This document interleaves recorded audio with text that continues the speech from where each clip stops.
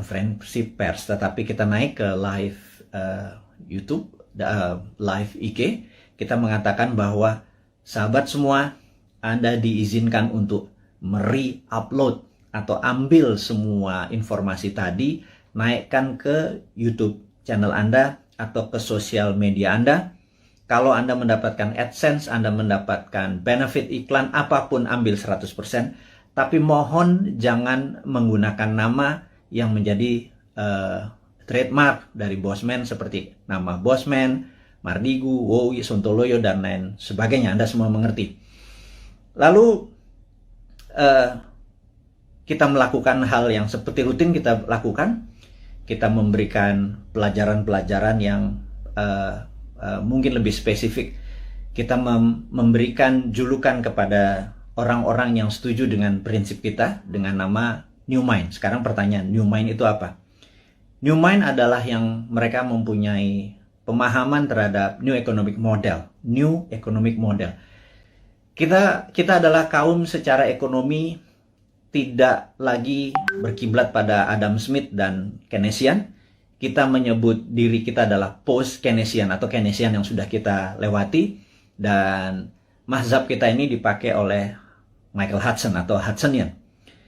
Michael Hudson dengan Hudson Institute-nya tahun 1971 menyarankan pemerintahan Nixon untuk melepas jaminan emas dalam memprinting dolar. Kemudian menggunakan petroleum untuk printing money sebagai underlying dolar, dan hutang negara-negara lain untuk printing dolar. Sejak tahun 1971, Amerika awal menjadi negara superpower dan terus mengontrol dunia dengan energi dan currency. Kemudian Michael Hudson ngajar di Peking University tahun 1989. Partai Komunis Cina mengadopsi Hudsonian atau post-Keynesian sebagai platform ekonomi dalam negerinya. Dan dua negara tersebut sukses dalam 20 tahun dari 89 ke 2008, di mana adalah Olimpiade Beijing waktu itu. Dunia tercengang dalam 20 tahun saja.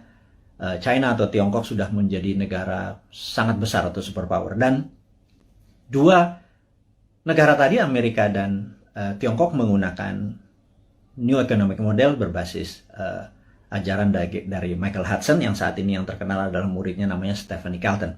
Dan itulah orang-orang yang kalau nanti 2024 kita mendapatkan kepercayaan, mungkin penasihat ekonomi kita adalah Michael Hudson dan Stephanie Kelton yang akan membawa Indonesia menjadi punya model baru, New Economic Model, di mana kita mungkin negara kita tidak ada interest atau bunga lagi, pajak turun gitu ya, berbeda dengan sekarang yang pajaknya naik. Hal ini adalah karena kita New Economic Model. Jadi New Economic Model kita menyebut diri kita sebagai New Mind. Kemudian New Mind memahami apa yang namanya geopolitik.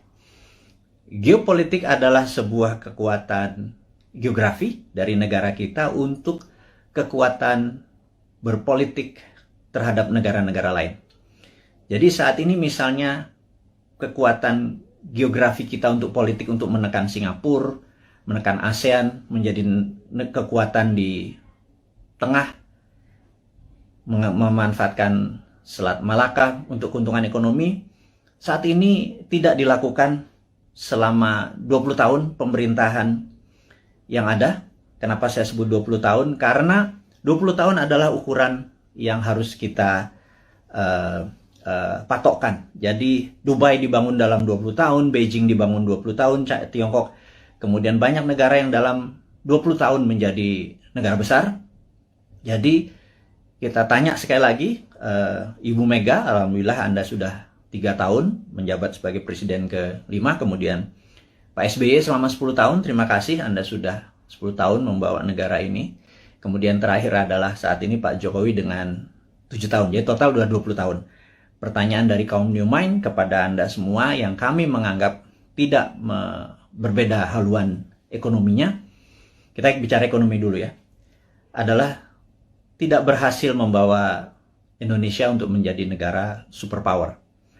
Dan kemudian tahun 2024 ada 3 informasi yang kita bisa share. Nomor satu adalah ada isu bahwa akan diperpanjang 3 masa jabatan. Jadi incumbent bisa men-challenge lagi dirinya. Dan di sini saya ragu apakah nanti tahun 2024 Anda menang juga gitu ya.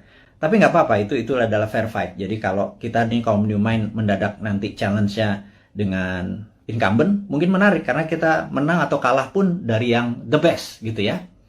Kemudian ada isu kedua yaitu tidak 3 kali masa jabatan tetapi ditambah 3 tahun.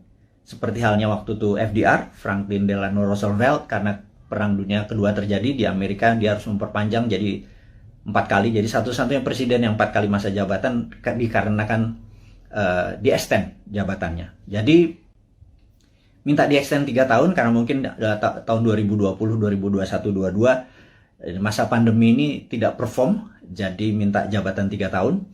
Dan baik itu jabatan 3 tahun ditambah, walaupun nanti 5 tahun lagi, 5 tahun lagi, atau 3 kali masa jabatan, itu keduanya harus MPR putuskan dan DPR. Jadi saya yakin Anda bisa lakukan karena DPR saat ini sudah Anda kuasai, ditambah PAN bergabung, jadi udah 82% suara Anda. Pasti Anda bisa ubah ini semua semau-mau dan sependapat Anda. Nggak apa-apa, itu free fight, itu pasar bebas, itu adalah demokrasi, kita nggak perlu marah. Selama ini adalah kemufakatan dari beberapa pejabat di atas sana. Jadi selama kita bisa bertanding nanti di 2024, ya kita nggak apa-apa juga mau itu 3 kali masa jabatan. Tapi ya kalau diperpanjang 3 tahun itu berbeda gitu ya. Kita akan bertemu di 2027 gitu ya. Nah, dengan masuknya PAN, kayaknya konstelasi politik bergeser. Apakah PAN masuk kabinet seperti informasi yang kita ketahui? Apakah Pak Zul masuk atau Mas Trisno Bahir masuk? Mungkin Menko Kesra, saya nggak tahu. Saya cuman mengira-ngira aja. Kemudian Pak Hadi, Panglima kita yang mendekati masa pensiun, apakah dia masuk kabinet? Atau penggantinya di Panglima bisa Pak Andika dari darat. Kalau ini merasa darat lagi, mungkin Angkatan Laut yang masuk, dan Pak Andika bisa juga digeser ke BIN. Apapun itu, tujuannya saya tahu bagaimana, atau kita tahu bagaimana membuat negara Indonesia ini berdaulat. Saya tidak menentang, atau kami New Mind tidak menentang. Yang jadi pertanyaan adalah, apakah kalian bisa membuat negara Indonesia menjadi negara superpower di tahun 2045 atau 24 tahun dari sekarang? Jadi apapun itu, kita lihat langkahnya hanya menaikkan pajak, kemudian berhutang, dan membangun hal-hal yang menurut beberapa orang tidak produktif. Kalau jalan tol, infrastruktur, oke lah. Walaupun dalam sebuah buku yang saya lupa, currency, saya nanti inform, si Bolat ini, dia menyatakan bahwa jangan mimpi membangun negara hanya bersandar pada infrastruktur, jadi harus holistik. Jadi ada infrastruktur statis, infrastruktur dinamis, dan saat ini dianggap hanya infrastruktur statis yang diam seperti jalan tol, jembatan, pelabuhan, dan lain sebagainya. Harusnya infrastruktur dinamis juga dibangun. Tapi ada hal yang menurut kami adalah hal yang tidak produktif, adalah membangun ibu kota pindah ke Penajam. Dan ini produktifnya di mana kita nggak tahu gitu ya. Tapi yang jelas itu bukan hal yang penting, karena bagi orang seperti saya atau kaum New Mind ini yang sangat percaya pada kedaulatan sebuah bangsa, Penajam itu sangat lemah sekali jika ada serangan dari negara lain. Karena sisi utara ada Malaysia, Sarawak, di mana pangkalan militer Malaysia terbesar adalah di utara Kalimantan, di Sarawak. Kalau menyerang Penajam kurang dari setengah jam, bawa bom pesawat pembom rata tanah, dan kita nggak punya perlindungan sama sekali. Jadi saya pikir membangun Penajam, membangun ibu kota, nomor satu adalah harusnya membangun pangkalan militer terlebih dahulu. Pangkalan angkatan lautnya digeser dulu, pangkalan angkatan udara digeser dulu, kemudian darat dan kepolisian harus dipersiapkan dulu, infrastruktur harus disiapkan dulu, baru ibu kotanya. Jangan dibangun gedungnya dulu. Begitu saya jadi presiden nanti tinggal dibom sama Malaysia, kan gerah kita. Jadi saya rasa sudahlah. Jangan nanti jadi hambalang penajam itu lupakan. Ini saran dari New Mind. Wahai yang terhormat kepala negara, jangan dilanjutkan. Kita mengutamakan adalah masalah pandemi dulu gitu ya. Nah, kita masuk ke topik berikutnya adalah, masih topik yang pertama adalah yang jelas YouTube channel kita kemudian diserang lagi berkali-kali sampai kita bingung. Maksudnya bingung nih gini. Kita kan punya channel di Santara dengan tagline UKM menang, kemudian Dinaran Official dengan tagline Rupiah menang. Kalau Bosman Mardigu tagline-nya adalah Indonesia menang. Jadi kita memasang cerita karena selama di takedown tidak boleh upload, kita menaruh informasi di Dinaran Official dan di Santara. Kemudian begitu kita boleh lagi memasang, kita memindahkan informasi di Dinaran tersebut official ke Bosman Mardigu dan itu di takedown juga. Itu kita heran, berarti memang YouTube kita memang ditarget gitu ya, sampai kita kebingungan. Karena apalagi yang ditarget, karena benar-benar kata-kata yang kita taruh, bahkan jualan emas, jualan dinaran, akan mempromosikan emas sebagai alat bayar atau bukan, sebagai alat tukar. Itu pun di take down. Jadi kita pikir kita akhirnya diserang lagi. Kali ini menarik, katanya kita melanggar konsensus WHO. Kita ngecek langsung video mana yang melanggar konsensus WHO. Ternyata di salah satu video, nggak di salah satu, ada 5 video kita tentang BPOM dan vaksin dan COVID. Di situ kita terang-terangan mengatakan kita mendukung vaksinasi, tetapi kita lebih mendukung terapi imunitas. Alias, mereka dites titernya dulu, dimana kalau titernya 150 ke atas atau 200 ke atas, tidak usah vaksin karena antibodinya tinggi. Jangan semua orang dihajar titernya rendah atau tinggi, dihajar semua pakai vaksin, sehingga terjadi pemborosan. Dan menurut kita-kita ini, ada 400 juta vaksin udah dibeli, jangan-jangan dengan 50 juta kalau kita selected mereka yang titernya di bawah 150 antibodinya itu yang divaksin, maka jangan-jangan 80% penduduk kita yang di kampung-kampung sana yang hanya makan tiwul, hanya makan jagung rebus, terus ngopi, terus ngakak-ngakak tuh titernya pada tinggi semua karena bahagia semua. Sementara yang bermasalah nyara orang di kota dan pejabat-pejabat, terutama politikus yang titernya rendah walaupun makannya enak, mungkin karena duitnya nggak halal kali ya. Mereka-mereka yang dikasih vaksin gitu. Nah, ternyata kita mempromosikan imunoterapi atau terapi imunitas itu dianggap melanggar konsensus WHO.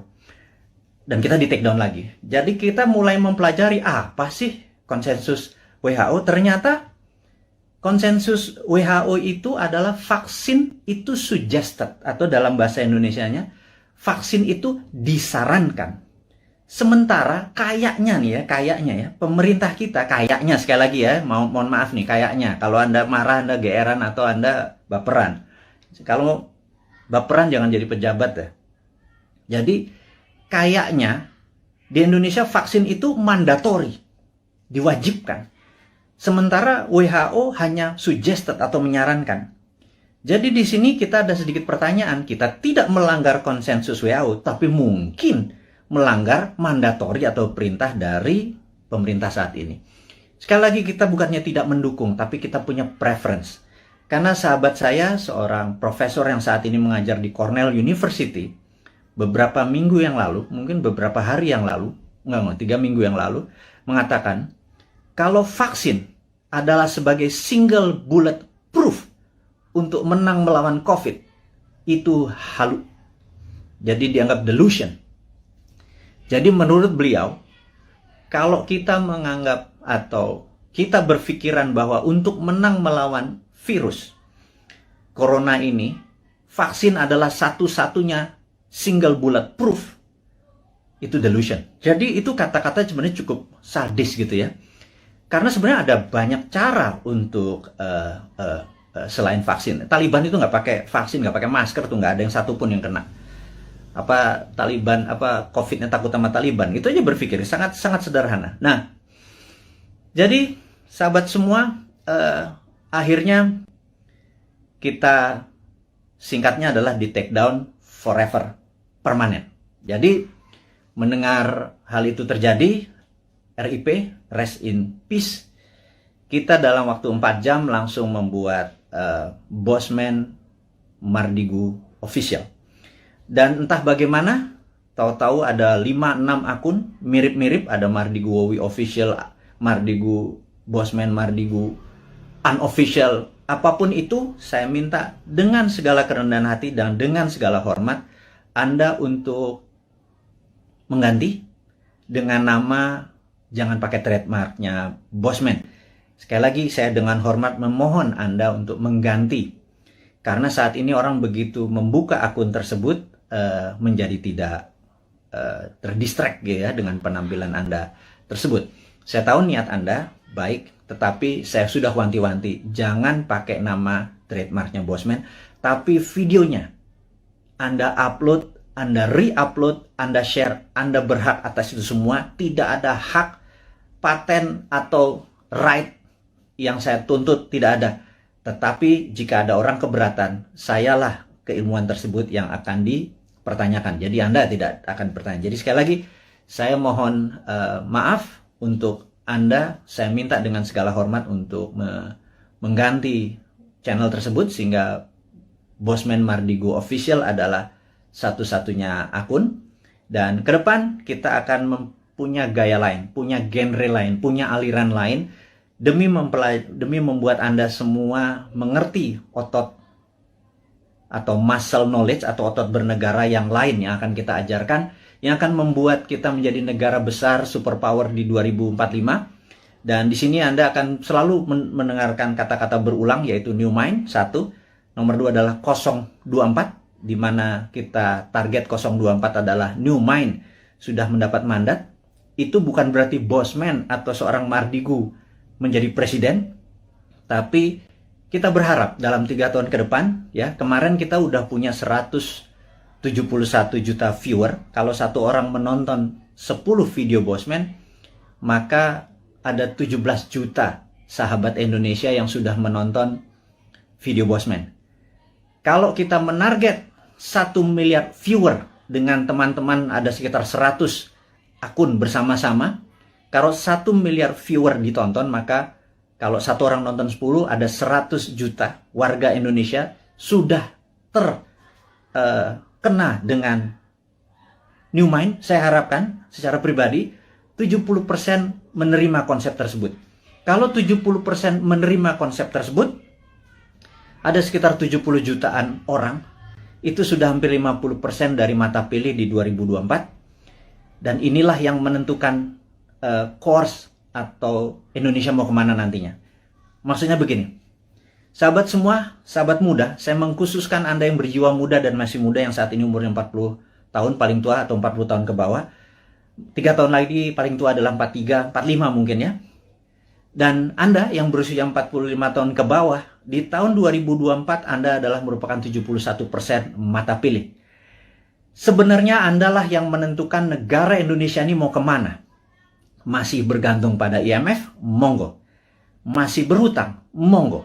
Pilih aja siapa-siapa yang kira-kira mirip-mirip dengan genre-genre atau aliran 3 presiden terakhir. Pak Bu Mega, Pak SBY, dan Pak Jokowi gitu ya. Atau Pak Jokowi itu sendiri. Jadi, kalau Anda masih mau miring ke Tiongkok, pilihlah yang kita sebut para old mind. Jadi, kalau nanti di 2024 Anda masih memilih old mind, ya nggak apa-apa juga gitu ya. Ya sudah, saya secara pribadi tidak kalah, tidak menang. Tapi saya akan bilang ke anak cucu kita atau kita semua ya saat ini, yang hampir 7.000 sahabat yang saat ini bersama-sama menonton live IG-nya Bosman ini. Saya mohon dengan amat sangat, Anda fight untuk hak Anda fight untuk cucu turunan Anda, sehingga nanti Anda berkata bahwa anakku atau cucuku, dulu eyang, dulu mbah, dulu Pak Ade, dulu apapun itu, kita fight untuk membawa Indonesia dengan memberi pelajaran baru supaya Indonesia menjadi negara berdaulat superpower di 2045. Tapi kami kalah. Di 2024 ternyata yang dipilih adalah old mind juga. It worth a fight. Jadi kita bisa punya cerita bahwa been there done that, ya gue kalah gitu ya. Tapi kalau kita menang, percayalah, New Mind akan membuat Indonesia menjadi negara superpower di 2045. Detailnya kita selalu urai di dalam 1000 video ke depan, dalam 3 tahun, 1000 itu hampir 3 tahun, itu akan mengurai dengan rinci apa yang harus kita lakukan mulai dari sekarang sampai 2024, dari 2024 sampai 2045. Kita rinci bagaimana Indonesia untuk menjadi negara superpower year to year-nya. 2025-nya ngapain, 2026-nya ngapain. Saya tidak yakin bahwa satu orang pun yang saat ini mencalonkan atau ingin menari menjadi presiden atau menjadi wakil presiden di 2024 punya konsep untuk membuat Indonesia menjadi negara superpower. Saya ragukan itu. Karena yang mereka lakukan adalah populerisme. Ingin menjadi populer, dengan populer mereka diharapkan mengambil hati rakyat, terus mereka memilih. Yakin kita nanti begitu dia jadi, dia bingung mau diapain negara ini gitu ya. Beda dengan New Mind. New Mind tidak ingin menari untuk menjadi presiden, tetapi konsepnya yang akan kita bawa agar siapapun yang nanti menari di 2024 membawa konsep ini yang akan membawa Indonesia menjadi negara superpower di tahun 2045. Itu 24 tahun dari sekarang. Jadi kita harus bersiap-siap menuju ke tahun 2045, dan kalau kita mundur 2029 atau 2034 telat kita ya, sekali lagi. Nah, sahabat semua, jadi saya rangkum sesi pertama, yaitu mengingatkan untuk Anda mensubscribe Bosman Mardigu Official, dan tolong sebar dan viralkan. Kemudian isinya mau di re-upload di YouTube channel Anda atas nama Anda pribadi, monggo. Karena kita akan fight dalam jangka panjang. Dan jangan lupa Anda harus mempromosikan Anda punya YouTube, IG tadi, dan lain sebagainya. Karena jangan Anda menunggu bola, Anda hanya menggunakan video Bosman, harus terus mengharapkan orang nonton, kemudian mengharapkan AdSense. Nggak bisa begitu. Anda harus berkeringat untuk apapun yang Anda dapat. Anda promosikan video-video tadi di video YouTube channel atau sosial media Anda. Dan tadi pagi saya heran, saya naikkan sesuatu di IG. IG ini saya agak sedikit deg-degan. Karena di Agustus kemarin 5 kali kita diperingati. Bahkan kita ada kata-kata ganyang koruptor, itu di take down. Itu cukup kaget saya. Jadi rupanya apapun yang ditulis, di caption oleh Bosman, bahkan video dari orang lain yang penontonnya cuma 300, kita ambil, kita upload di tempat Bosman, toto dalam 1 jam ada 100.000 viewer, captionnya kita mungkin berbeda dengan yang lain, toto di take down. Jadi tadi pagi di take down lagi, cukup kaget saya. Dan kalau itu di take down lagi membuat resiko IG kita yang 2,1 juta follower ini juga beresiko seperti 1,5 juta subscriber dari YouTube. Jadi, tapi apakah kita akan give up atau menyerah? Sahabat semua, perjuangan kita tidak akan pernah menyerah walaupun kita mulai dari nol lagi, tetapi ilmu-ilmu kita dan ini pelajaran-pelajaran kita akan terus berikan. Kita tidak melawan, tetapi kita akan bekerja dengan dengan semangat kaum New Mind. New Mind itu nggak ada matinya. Die hard New Mind itu nggak ada matinya. Nah, sahabat semua, kita akan membicarakan topik baru yang namanya long COVID. Jadi, sahabat semua, Anda tahu bahwa saya terpapar di bulan November tahun lalu. Kemudian 9 hari saya di rumah sakit. Kemudian pulang. Muscle saya bisa dikatakan shrinking atau mengecil hampir 10-20%. Sehingga sejak bulan Januari saya ada personal trainer hanya untuk membuat muscle saya bergerak. Jadi Anda akan lihat ini saya agak kurus, muka saya agak tirus dan lain sebagainya. Karena muscle saya hilang, asam amino saya seakan-akan dimakan oleh COVID tadi. Dan di sini ada hal yang baru, ternyata saya mengalami apa yang namanya long COVID. Dan alhamdulillah saat ini sedang mengalami terapi dengan stem cell dan growth factor. Ini yang saya akan menceritakan sedikit. Apa itu long COVID? Gitu ya. Jadi sahabat semua, kalau ada pencuri masuk ke sebuah rumah, pencuri itu ingin mencari emas, uang, ATM, kunci mobil, dia bongkar lemari, dia bongkar kulkas, dia bolak-balik sofa, dia apapun di dalam rumah itu berantakan. Dan ketika keluar dari rumah tersebut, ada polisi yang menembak mati. Matilah pencuri tersebut. Tetapi rumah yang tadi dia masuki sudah berantakan. Itu dikatakan badai sitokin. Dan badai sitokin ini memakan waktu untuk penyembuhannya. Karena itu, efek ini disebut atau dinamakan long COVID. Sayangnya ini belum dipromosikan dengan detail dan banyak tentang long COVID. Maka dengan segala kerendahan hati, Bosman adalah orang yang awal-awal menceritakan tentang long COVID. Jadi ada yang efeknya setelah 3-4 bulan, mereka mendapatkan rambutnya rontok. Atau lelo, agak lupa terus lemot otaknya. Ini kok gue ke lantai 2 mau ngapain ya gitu ya. Kemudian ada yang gulanya yang biasanya normal 100 toto menjadi 300. Atau asam uratnya naik. Atau setiap malam berdebar-debar gitu ya. Sahabat semua, ada 4 juta saudara kita terpapar COVID dan menjadi penyintas. Sudah sembuh. Dari COVID-nya. 50% katakanlah yang 2 juta itu menjadi normal kembali. Tetapi yang 2 juta ini saat ini mengalami efek long COVID mulai dari yang kecil sampai yang severe atau yang parah. Dan sebagaimana kita ketahui bahwa 90% korban meninggal karena COVID, COVID-nya sudah negatif. Alias kena badai sitokin atau organ-organ tubuhnya terkena pengaruhnya tadi. Jadi sahabat semua, bagaimana solusi long COVID ini gitu ya. Saya akhirnya sangat serius mendalami ini. Saya bergabung dengan beberapa dokter yang saya anggap mereka adalah pejuang-pejuang kesehatan. Kami memfokuskan dengan stem cell dan growth factor.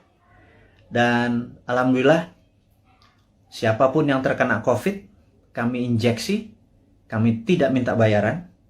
Siapapun yang terkena long COVID, kami injeksi, tidak meminta bayaran. Dan saat ini Anda bisa cek di YouTube channel yang nanti akan kita sebarkan dan di IG. Siapapun yang terkena ingin menggunakan stem cell dan growth factor, dan ini cukup mahal. Satu injeksi itu 1 juta rupiah, saya nggak peduli. Kita sudah hampir 3.000 orang kita lakukan dan alhamdulillah sudah hasilnya sangat positif dengan tingkat kesuksesan 98%. Ini akan kita promosikan besar-besaran sebentar lagi. Tentunya setelah kita masih terbatas, tapi ini adalah penyelidikan yang sudah 5 tahun berjalan. Kita gaspol, intinya adalah kita ingin berkontribusi, kita harapkan 1 juta orang. Entah itu yang terpapar atau kena long COVID, kita kasih free. Ini proyek agak utopia, agak gila sedikit. Tapi itulah New Mind. Tidak minta sumbangan pemerintah, tidak minta sumbangan apapun, tetapi kalau Anda kami tolong, dan rambut Anda yang rontok tahu-tahu tumbuh kembali setelah beberapa kali diinjeksi, kami mohon dengan hormat. Anda gratis. Tapi kalau Anda mau berkontribusi untuk menolong sesamanya, terserah. Mulai dari 0 sampai tak terhingga, Anda lakukan pembayaran atau tidak sama sekali, kita nggak peduli. Kita punya cara lain. Jadi intinya adalah stem cell dan growth factor ini akan menjadi senjata kita untuk menolong teman-teman yang long COVID. Saya tahu di antara 6.000 saat ini hampir 7.000 ada mereka yang jadi yang saat ini gue deg-degan kalau malam itu jangan-jangan long COVID karena gue udah penyintas COVID. Ini yang membuat gula gue naik, ini membuat dimmer gue naik dan lain sebagainya. Yuk kita diskusi lebih detail lagi tentang hal ini. Anda boleh DM atau nanti komen di IG kita atau di YouTube channel kita. Karena kita akan merinci sekali lagi. Jadi ini berbeda sekarang YouTube-nya dengan YouTube yang dulu. Kita akan lebih banyak kontribusi-kontribusi ini. Tapi bukan hadiah-hadiah, tetapi benar-benar ingin penyembuhan masalah COVID dan long COVID ini. Ini sedikit kontribusi dari kaum New Mind. Dan bagi mereka yang sehat, supaya tidak terpapar, kita adalah orang yang ingin imunitas kita tinggi. Kita ada immodulator. Ini juga free. Kita akan kasih semua orang. Ini berbahan baku juga ada stem cell dalam tanda petik yang kita keringkan dicampur dengan herbal. Ini juga gratis. Kalau Anda minta immodulator, kita kirim dimanapun, tapi ongkos kirimnya Anda tanggung. Kalau itu di luar Jakarta, kalau di Jakarta ambil sendiri. Nanti tempat-tempatnya kita kasih tahu, ada yang di Citos, ada yang di Senayan dan lain sebagainya. Itu detailnya. Immodulator ditargetkan adalah mereka yang ingin titernya atau antibodinya tinggi, atau mereka yang dalam proses penyembuhan setelah recover dari COVID. Sekali lagi, kita akan menyiapkan immodulator. Namun kalau long COVID tadi yang stem cell dengan growth factor, kita injeksi ke muscle atau daerah bokong gitu ya, akan kita masukkan. Oke, itu adalah informasi kedua, sahabat semua. Yang ketiga adalah sahabat saya, seorang profesor filosofi, guru besar universitas cukup terbesar di Jawa Tengah, tadi pagi menyatakan, Mas Mardigu, sampean ini memang gila katanya. Anda benar-benar mendeklar diri Anda sebagai Westphalian. Saya begitu dikatakan saya sebagai Westphalian ini saya tertawa. Karena bagi orang seperti saya, no need an explanation tentang apa itu Westphalian. Jadi, tapi saya yakin teman-teman yang masih muda di bawah 40 tahun, mungkin yang memahami Westphalian ini cuman 5-10%. Ya udah, saya review apa what the hell is Westphalian gitu ya. Jadi Westphalian ini adalah orang-orang yang mendukung. Ini adalah di abad 17, tepatnya mungkin tahun 1648. Ada Westphalian, sebuah kota yang sekarang di wilayah Jerman, Westphalia. Itu mengadakan treaty, perjanjian antara kaum monarki dengan nasionalis. Jadi disitulah masa keemasan awal kaum nasionalis yang nanti melahirkan demokrasi, dan masa suram dari kerajaan atau monarki. Dan sejak saat itu negara-negara Eropa perlahan-lahan monarkinya makin turun dan berakhir di Perang Dunia Pertama. Negara-negara menjadi nasionalis atau disebut nation state. Nation adalah negara, state adalah bangsa. Jadi negara bangsa adalah pemahaman Westphalian. Kemudian di Perang Dunia Pertama, Westphalian menguasai 80% dunia, monarkinya nggak sampai 20%. Kemudian di 1945 Perang Dunia Kedua, ada 100 negara lahir dan semua adalah Westphalian, sehingga monarki menjadi mengecil. Tapi orang-orang monark ini melakukan memutasi. Mereka menjadi raja-raja seperti Rothschild, Oppenheimer, dan lain sebagainya. Ada 13 raja-raja, keluarga raja-raja, dalam tanda petik, bukan raja beneran, tapi raja ekonomi. Nah, mereka inilah yang mulai menggarap dunia tahun 50-an, 60-an, 70-an terus. Dan mereka yang kita sebut sekarang dengan nama globalis. Jadi globalis ini anti-nation, anti-negara, anti-bangsa. Globalis hanya peduli pada NIK, nomor induk kependudukan. Mereka hanya peduli pada numbers dan sertifikasi. Jadi, saya tidak menentang vaksin, saya menentang sertifikasi. Jadi ini jelas ya posisi saya ya.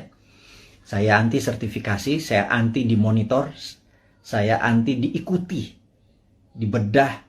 Kita kemana aja, masuk ke mall, keluar mall, masuk ke sini, kita dibedah, kita diikuti, dan ada nomor serinya. Itu adalah cita-cita globalis dari dulu. Kita sebagai kaum Westphalian yang nasionalis patriotik, kita menganggap bahwa mereka adalah common enemy atau musuh bersamanya. Dan globalis ini di belakang Tiongkok dan di belakang Amerika dan negara-negara lemah.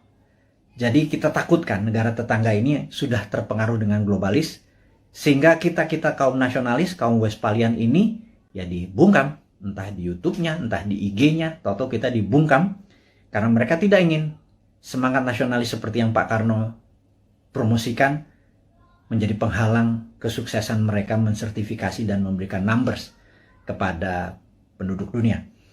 Tapi kata-kata guru besar tadi tentang kita adalah Westphalian dan diserang untuk dibungkam membuat saya tertohok. Intinya adalah benar juga ya. Jangan-jangan itu yang terjadi. Tapi apapun itu, kedepannya kita akan terus memberikan informasi kepada sahabat semua dimanapun Anda berada, dengan ilmu-ilmu kekinian yang tujuannya adalah Anda di tahun 2024 yang 71% ini, saya minta dengan hormat menentukan apakah Anda mau membuat Indonesia menjadi negara superpower di tahun 2045, atau Anda tetap ingin Indonesia menjadi negara mediocre seperti saat ini, di tengah-tengah dan di trap kena debt trap, kita nggak bisa kemana-mana, siapapun jadi presidennya, menjadi pemimpinnya, terborgol sampai tahun 2045. Anda bisa pilih itu semua, dan untuk itu saya mohon dengan amat sangat Anda promosikan ide-ide dari New Mind ini dengan siapapun. Kita challenge ilmu kita ini, kita lakukan studi lebih dalam lagi. Tujuannya adalah untuk membuat Indonesia berdaulat seperti kaum Westphalian atau nasionalis. Tapi kalau Anda memilih menjadi sama globalis, monggo juga 2024 kita memilih enggak, kita bukan nasionalis, kita setuju sama globalis, kita ikut Tiongkok, kita ikut Amerika, kita ikut IMF, kita ikut obor, kita ikut globalis, silahkan juga. Itu ada pilihan Anda. Tapi saya secara pribadi menyatakan diri saya anti globalis, saya Westphalian, saya nasionalis, saya patriotis, dan saya harap mereka-mereka yang mengadopsi New Mind berpendapat bahwa kita anti bunga, deposito kita tidak ada bunga, rupiah kita berputar, dan salah satu transaksinya kita nanti bisa menggunakan alat tukar baru yang namanya emas, di mana cadangan deposito emas kita cukup besar yang bisa menjadi underlying dari transaksi menggunakan emas. Ini adalah prinsip-prinsip New Mind. Sahabat semua, kita sudah bersama-sama hampir 1 jam. Ada 3 topik hari ini yang kita diskusikan. Saya harap video ini bisa Anda tonton sekali lagi untuk memahami maksud-maksud kita ke depan. Kita tidak anti vaksin, kita anti sertifikasi, kita dukung pemerintah dengan vaksinasi, kita dukung dengan strategi menyelesaikan masalah long COVID dan COVID dengan saat ini kita menggunakan stem cell dan growth factor, dan itu sifatnya free, kita dukung. Jadi kita menganggap bahwa vaksin sebagai single bullet proof itu harus ada solusi lain, jangan satu-satunya vaksin, yaitu kita menggunakan solusi dengan stem cell dan growth factor. Yang kedua, kita mengingatkan ada yang namanya long COVID. Long COVID adalah efek setelah terpapar COVID yang saat ini kita duga ada 2 juta sahabat kita, mulai yang terkena dari yang paling ringan hingga yang paling berat. Dan ini akan kita gratiskan semua pengobatannya, dan nanti diskusinya kita ada di DM, di sosmed kita, atau nanti akan informasikan ke YouTube. Terus subscribe YouTube kita, perbanyak YouTube kita, informasinya semua ada di sana. YouTube kita akan menjadi baru, sosmed kita akan menjadi baru, dengan tujuan untuk menjadikan Indonesia baru. Akhirul kalam, saya ucapkan terima kasih atas perhatiannya, mohon maaf lahir batin. Wassalamualaikum warahmatullahi wabarakatuh.